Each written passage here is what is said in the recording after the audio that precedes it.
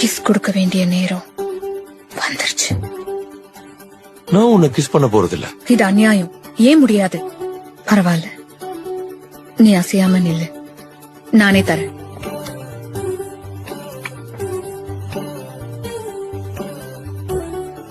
என்னது இது? இப்படியா இருக்கும்? இல்ல, அது அசையாம இரு, நான் திரும்ப முயற்சி பண்ணணும்.